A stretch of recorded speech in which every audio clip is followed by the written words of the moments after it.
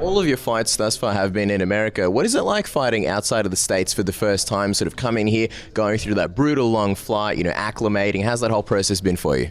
Yeah, it gives you a whole new perspective, It's definitely, the time change. I think, what's today, Thursday here? Mm-hmm. So, or is it Friday? Friday, yeah. So, yeah. See, you got him too. So it's Friday here, and back at home it's Thursday, So, 16 hours ahead here. It's definitely a big difference. I got here about 9 days early. So, just trying to adjust, but definitely a new perspective. What do you think about fighting so early as well? In the States you're fighting around midnight those times. Here you're going to be fighting early morning, afternoon. How have you sort of gone about preparing for that?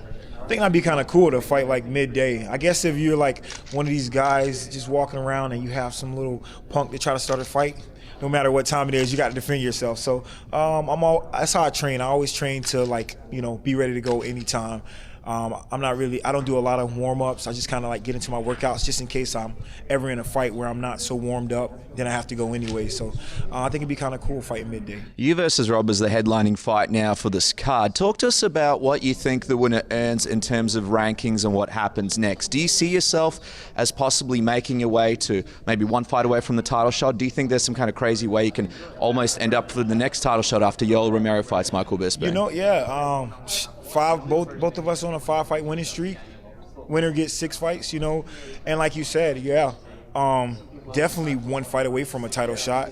But it could be the person next for the title shot, being the way that the guys ahead have been beaten, have lost, and generally you want to reward guys who've been on big streaks. And when you have, a guy, coming off, this is a premier matchup in the middleweight division, almost like who's next, So, yeah, definitely a good matchup. Yoel Romero seems like he's going to be the next guy to fight for the title against Michael Bisping. You had a really close fight with him where, even though it didn't go your way, you had a lot of moments of success. What does that do for you, sort of looking back and thinking, hey, here's a guy I had a close fight with, and now he's fighting for the title as far as, your sort of title aspirations?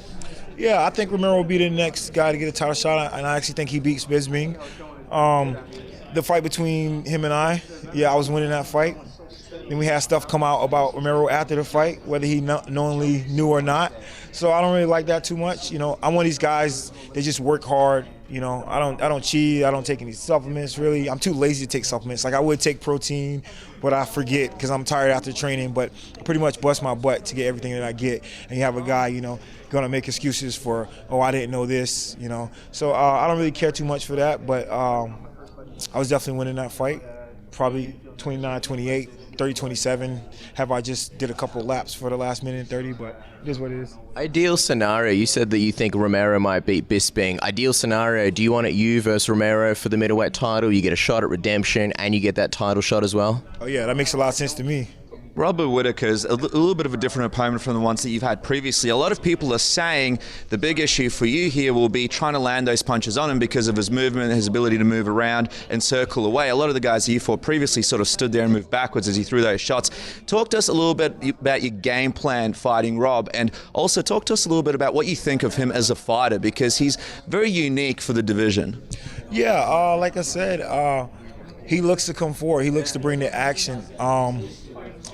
Haven't seen too much backing down for him, and I think, both of us have great movement, so, you present a mirror match, I see him coming forward a lot, so it depends. That's why I really don't have any perceptions or pre-notions of how a fight would go, because you never know how the opponent might come out, What I've seen from him in the past, he might not come out that way, So I always wait and see how they want to come out.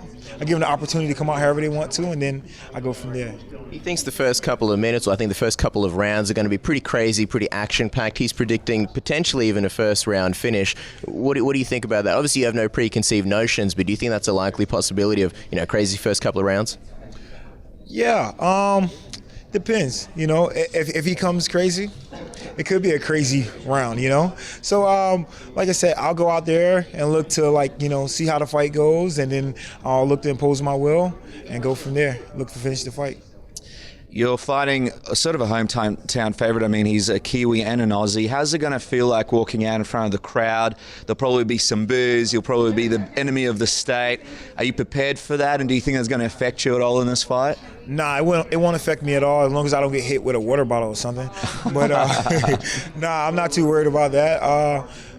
They can boo. Like I said, I'm here. I know where I'm at. I'm not in the U.S. I'm in Australia. But after this fight, I look to make some more Australian fans.